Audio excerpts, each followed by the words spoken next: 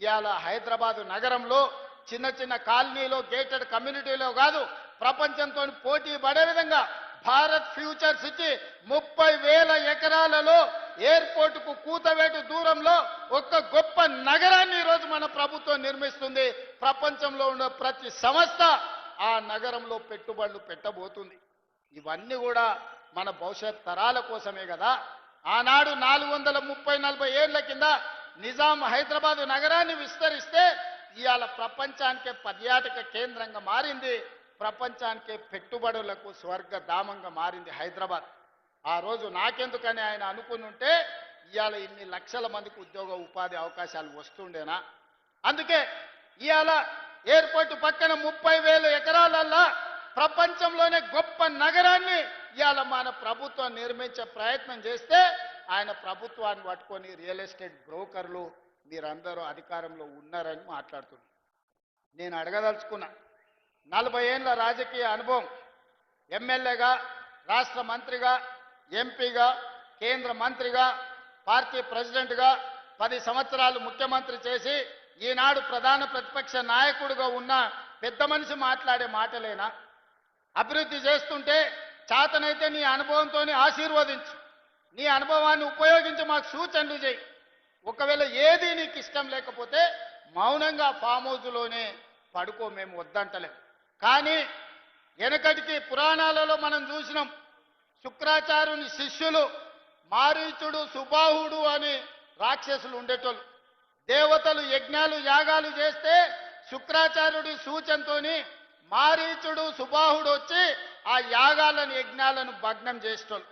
లాస్ట్కి ఏమైందే? రాముడి చేతులు సచ్చింది. ఇవాళ కూడా శుక్రాచార్యుడు ఫామ్ హౌస్లు ఉండు, ఓ మారీచుడు, ఓ సుబాహుడు అసెంబ్లీకి వచ్చి అడ్డం పడుతున్నారు బావా బామ్మార్దుల ముసుగులో. చివరికి రాజకీయంగా మీకు సమాధి అవుతుంది తప్ప ఇందులో మీకు వచ్చేది ఏమీ లేదు. అందుకే వాళ్ళకు కనువిప్పు కలగాలి, దేవుడు వాళ్ళకు కనువిప్పు కలిగించాలి. 10 సంవత్సరాల అధికారాన్ని అనుభవించను, 8 లక్షల కోట్ల రూపాయలు అప్పు చేసిను, 1,000 కోట్ల రూపాయల దోపిడీ చేసిను. ఇప్పుడు ప్రజలకు మేలు జరుగుతుంది, ప్రజలకు సహాయం అందించాలనే ప్రయత్నం చేస్తున్నాం.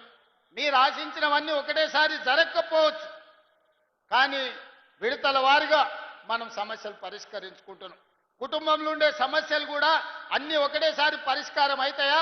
మా అక్కల్ని అడుగుతున్నా, బిడ్డ పెళ్లి చేస్తే వడ్డానం అడుగుతుంది, మనం ముందే ఏం చెప్తాం? చెవులకు దుద్దులు చేసుకో, చేతికి ఉంగరం చేసుకో బిడ్డ, మళ్ళీ పంట వన్నాక నీకు ఏదైనా చేపిస్తాడు. నిజంగానే మన బిడ్డకు చేపియొద్దని మనకు ఉంటుందా? ఏ తల్లికైనా తన దగ్గర ఉన్నదంతా తీసి బిడ్డకి ఏదో ఒకటి పెట్టాలనుకుంటారు. కానీ సంసారం సహకరించకపోతే, పరిస్థితులు అనుకూలించకపోతే కొన్నిసార్లు వాయిదా చేసుకుంటారు. ప్రభుత్వం కూడా సంసారమే కదా, మీ అందరికీ చెయ్యాలన్నదే కదా నా ఆలోచన. మీకోసమే కదా మేము ఇక్కడ ఉన్నది. మేము ఏ ఒక్క రూపాయి ఇంటికి తీసుకెళ్ళాలి కదా. ఇండ్లు ఇచ్చినా, బియ్యం ఇచ్చినా, రేషన్ కార్డులు ఇచ్చినా, 10 ఏళ్ళు రేషన్ కార్డులు ఇచ్చే దిక్కు లేదు. ఇవాళ లక్షలాది రేషన్ కార్డులు ఇవాళ పేదలకు ఇచ్చిన మాట వాస్తవం కాదా? ఇవన్నీ ఒకటొకటిగా చేసుకుంటూ వస్తున్నాం. ఇంకా చేయాల్సింది ఉంది. మీరు ఆశీర్వదించండి, మీరు అండగా నిలబడండి. ఈ తెలంగాణ రాష్ట్రాన్ని దేశంలోనే అభివృద్ధి చెందిన మొదటి రాష్ట్రంగా తీర్చిదిద్దుకుందాం. మొన్న జరిగిన సర్పంచ్ ఎన్నికల్లో విలక్షణమైన తీర్పు ప్రజలు ఇచ్చిండ్రు. 66% ఆశీర్వదించి నెంబర్ 1గా నిలబెట్టిండ్రు.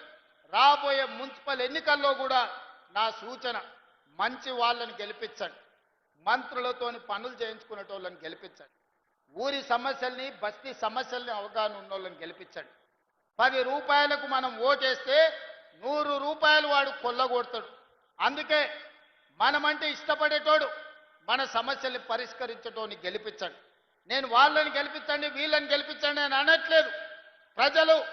ప్రజల ప్రభుత్వంతో కలిసి పనిచేసేటోళ్ళని గెలిపిస్తే మన ప్రాంత సమస్యలు పరిష్కారం అవుతాయి. తొందరలోనే మున్సిపల్ ఎన్నికలు జరుగుతున్నాయని టీవీలలో, పేపర్లలో వస్తుంది. మున్సిపల్ ఎన్నికలు వచ్చినప్పుడు మంచోన్ని గెలిపించుకోండి, మనోన్ని గెలిపించుకోండి, మంచిగా మీ సమస్యల్ని పరిష్కరించేటోని గెలిపించుకోండి. అప్పుడే మీ ప్రాంతాలకు అభివృద్ధి జరుగుతుంది.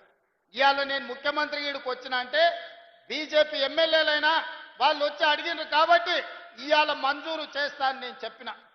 వాళ్ళు ఈ సభకు రాకుండా, ఈ సభలో అడగకుండా మీ సమస్యలు ప్రస్తావించకపోతే మీకు అన్యాయం జరిగి ఉండేది కదా. నా సూచన ఒక్కటే, ఎన్నికలప్పుడే రాజకీయాలు చేద్దాం, ఎన్నికల తర్వాత అభివృద్ధిలో కలిసి నడుద్దాం. ఇవాళ మహేశ్వర్ రెడ్డి గారైనా, వెడమ బొజ్జు గారైనా, రామారావు పటేల్ గారైనా, ఈ వేదిక మీద ఉన్న ఎమ్మెల్యేలు ఎమ్మెల్సీలు ఏవైతే విషయాలను నా దృష్టికి తీసుకొచ్చిండ్రో వాటన్నిటిని కూడా మా ఇన్ఛార్జ్ మంత్రి గారికి సూచన చేస్తున్నా. మీరు ఫిబ్రవరి మొదటి వారంలో మీరు సుదర్శన్ రెడ్డి గారు వచ్చి కూర్చొని ఒక రోజంతా ప్రజాప్రతినిధులతోని, రెండవ రోజు అధికారులతోని సమీక్ష చేసి రేపటి బడ్జెట్ సమావేశాలకు ఆదిలాబాద్ కోసం ప్రత్యేకమైన నివేదిక తయారు చేయండి. బడ్జెట్లోనే నిధులను పెట్టి ఈ ప్రాంతాన్ని అభివృద్ధి చేయడానికి మనం సంపూర్ణంగా సహకరిద్దామని తెలియజేస్తున్నా. మిత్రులారా, మీకు అందరికీ అనిపించవచ్చు అన్నేందబ్బా సప్పగా మాట్లాడుతుండు, ఏం చెప్తలేడా. నేను ఓడిపోయిన వాళ్ళ గురించి, పడిపోయిన వాళ్ళ గురించి మాట్లాడదలుచుకోలేదు. నిర్ణయం తీసుకున్నా. ఒక్క ఏటుకు పోయాడ వండుకున్నారు.